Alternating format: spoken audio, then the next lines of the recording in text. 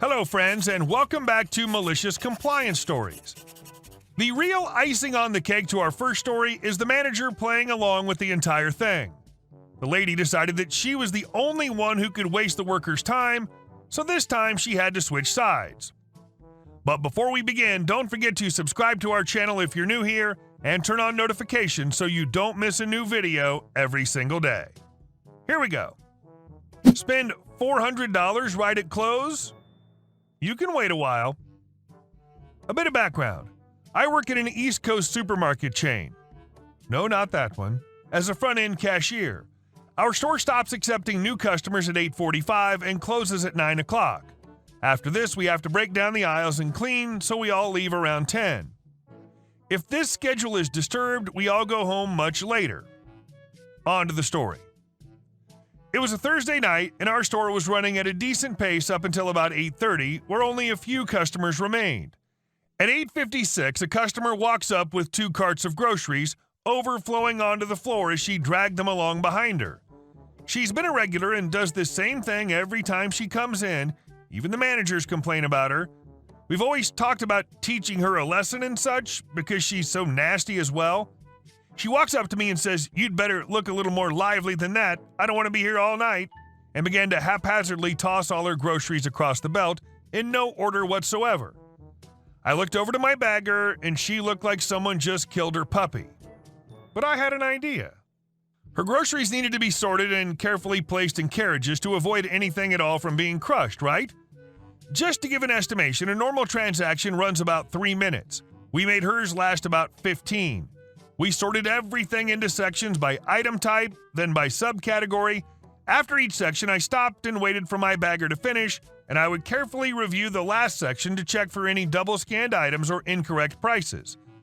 After about 2 sections, she began tapping her foot and sighing frequently. C. Would you just hurry up?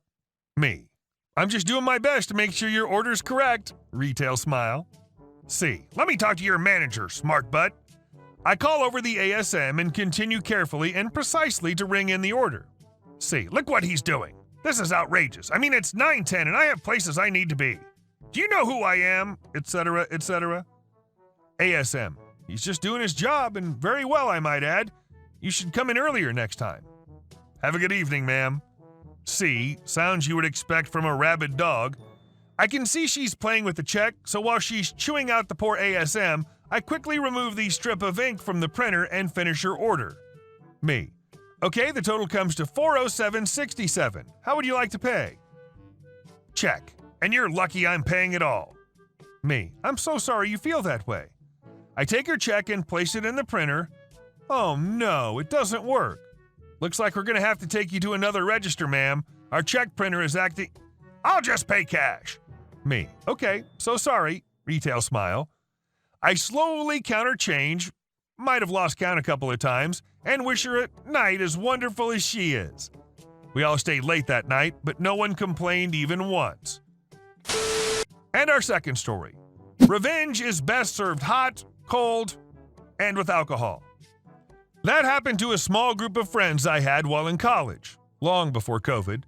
This happened with a study group I was in. There were 4 of us. We all had at least 3 of the same classes, so we'd gather in the library at college for study group, and once a week, we'd all go out to eat, and we'd rotate who paid the bill.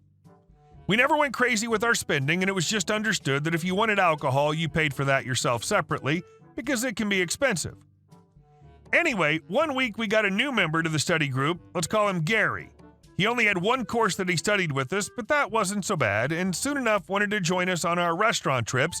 We explained to him how we rotated who paid, alcohol was always on you, and to not go insane with your entree or anything. He agreed to all this, but it was pretty obvious from the start he didn't get it, although I think he was just trying to get free food and drinks out of us as often as he could. The first time we went out was for dinner, and it was my turn to pay. Not only did he order a $25 entree, we usually tried to keep it under $10 to $15 each, not including the drink, he also got soda and alcohol.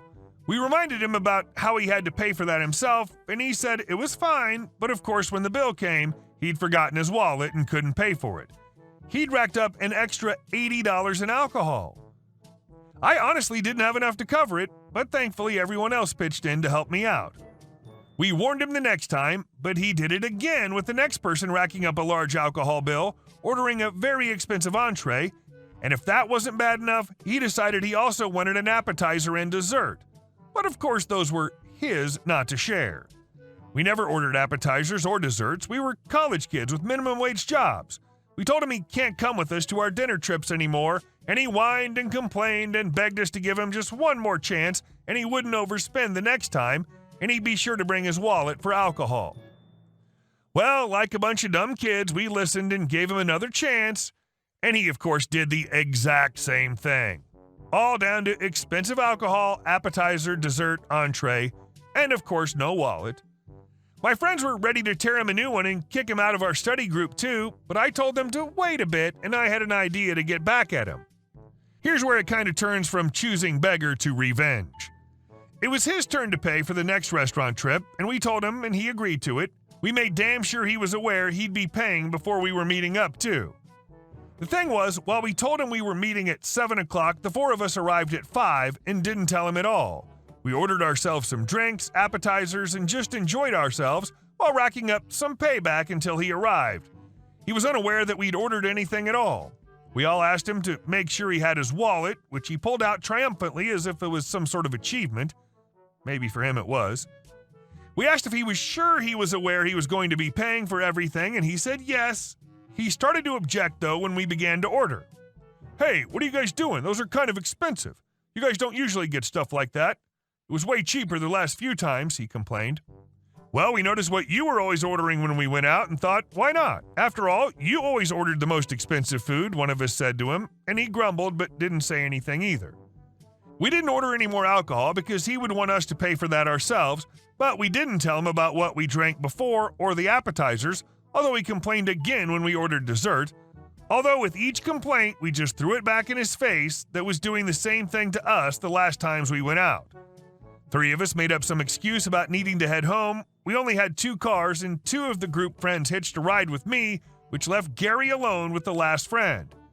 He was more than happy to call me later, though, and tell me how Gary completely flipped out when he got the bill. Our friend had forgotten his wallet, so no one was there to help Gary pay the bill, and he had to put it on his credit card. Apparently, he expected us to eat like we normally did, which was respectful of each other, but considering he never showed us the same respect, even after we gave him a second chance, sure, we probably made him pay much more than what he used us for. I don't remember the bill amount, but he needed to learn a lesson about how to treat other people. Oh, and we kicked him out of our study group, and he was never invited to our meal outings again. Nothing quite like giving a person long pieces of rope to let them hang themselves with, and know that it was all their own doing. And our last story. Karen moved into my house, calls 911 on me. About a year ago, my mother was going through difficult financial issues, so she decided to rent out one of the rooms of the house. She eventually rents the room out to a lady, who I'll call Karen, with her 2 kids. For the first few days, everything's fine until I noticed that items from around the house were going missing. First, it was just some books or coasters, but it grew to us missing entire dish sets. My mom thought that the roommate was stealing from us and set up a camera in the living room which could watch the main part of the house. On camera, we caught her stealing a pair of wine glasses that belonged to my great-grandmother, along with a new set of pans. She was also sneaking food from our fridge into her room and leaving her dirty dishes for us to clean. My mom was furious, but didn't want to lose the rent that she gave, so my mom let it go. Well, 1 week later, and it's rent day, only she doesn't have the rent, she spent it all at the casino. My mom, being the nice person she is, forgives the Karen and will forgive this month's rent. The same thing happened again next month, only this time we'd found out she was selling her welfare cards and spending the money she earned from it at the casino and on cigarettes. My mom's ready to explode at this point and gives her a 2-week notice to move out. Karen didn't like that, and she constantly berated me and my mom about how we're such mean and rude people for doing this to her, and where will she go with 2 kids? We didn't care, because at this point she'd stolen from us, squatted in our home, and broke the door in a fit of anger at her kids. So eventually, the 2 weeks go up, and she's still here. So we give her another notice for 3 days, and saying if she doesn't leave, we'll fine her $500 rent with an additional $200 in damages to the home. Karen, noticing this notice, calls the police and tells them that we've broken into her kid's house and are threatening her. The police officer, whose kid I was friends with, completely shuts her down, knowing that me and my family have lived here for as long as he can remember. The officer tells her that we've told her to leave, and if she doesn't, we can press charges and have her removed from the property in cuffs. It's at this point she starts to pipe down and swears she'll leave by the 3 days. But the very next day, she's back to harassing us. I and my brothers finally snap and throw her stuff out the window by her car with the notice of eviction. She yelled at us and almost hit my younger brother, but was stopped by my father, who'd just pulled in after being at work across seas for the past few months. She argues with him, telling him that we've been abusing her and her kids. He, being the smart person he is, listens to what we have to say and the camera footage we took of her stealing from us. After much arguing, she eventually left by flipping us off in the car as she drove away in a fake sob. We later found she'd made a post about us on Facebook about how we had wrongfully removed her without any warning and that we'd stolen from her. Needless to say, when she finally left, we were all relieved but angry we had to pay for the damages ourselves as she had refused to. Hey guys, thank you all for watching the video. I'll see you in the next one.